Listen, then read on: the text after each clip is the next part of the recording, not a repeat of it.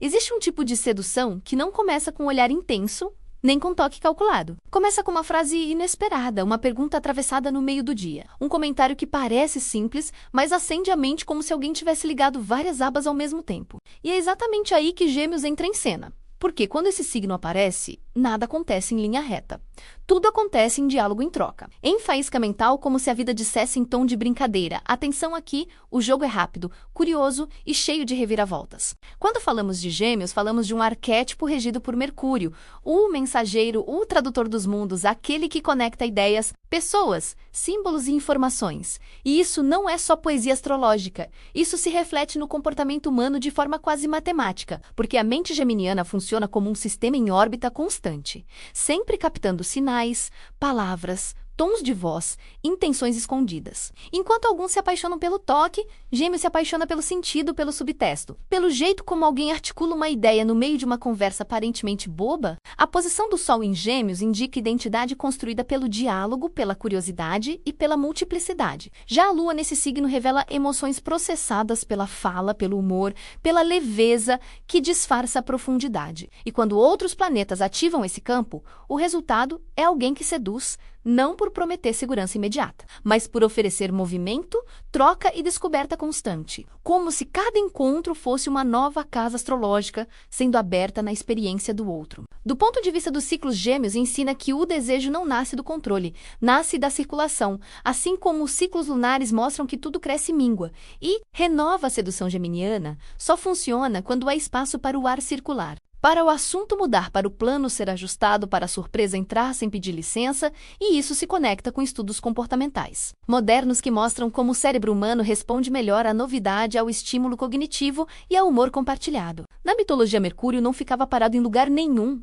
Ele atravessava reinos, levava mensagens, criava pontes, e é exatamente isso que o geminiano faz.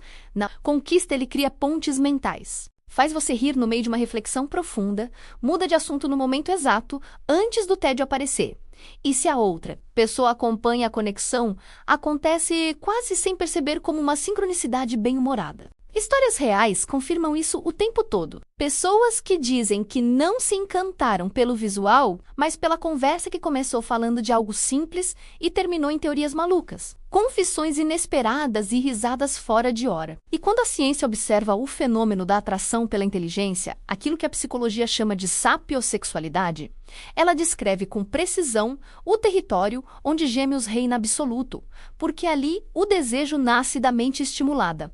Não dá previsibilidade. E existe também o contraste, porque onde há luz, há sombra, e Gêmeos se desliga no exato momento em que a troca vira interrogatório, quando a leveza vira cobrança, quando a curiosidade vira controle. Como se o sistema inteiro perdesse energia, e isso não é fuga, é coerência com a própria natureza do arquétipo que precisa de liberdade para funcionar. Assim como um planeta precisa de órbita para não colapsar. A virada acontece quando se entende que seduzir um geminiano não é impressionar. É participar. Não é performar, é trocar. Não é prometer o futuro, é estar inteiro no presente. E essa compreensão muda tudo porque tira o peso, dissolve a ansiedade e transforma a conquista em algo vivo, divertido e real, onde duas mentes dançam em vez de disputar controle. Passos práticos existem e são simples. Faça perguntas que não se respondem com sim ou não compartilhe curiosidades sem medo de parecer aleatório. Ria de si mesmo. Permita que a conversa mude de rota, respeite o espaço do outro, mantenha o jogo leve e observe como a conexão cresce naturalmente, como um ciclo bem sincronizado entre intenção e ação. E no fim das contas, a grande lição de Gêmeos é clara e libertadora. Quem aprende a se comunicar com verdade, humor e curiosidade, não conquista apenas alguém, conquista experiências, encontros e versões mais vivas de si mesmo. Então fica a pergunta que ecoa depois que a voz silencia: como anda a qualidade das conversas que você oferece ao mundo e se esse conteúdo tocou. Algo em você, compartilhe e comente, traga sua história, porque aqui não é plateia, é egregora. É troca. É uma grande família em movimento constante, crescendo junta, aprendendo junta e se transformando a cada nova conversa.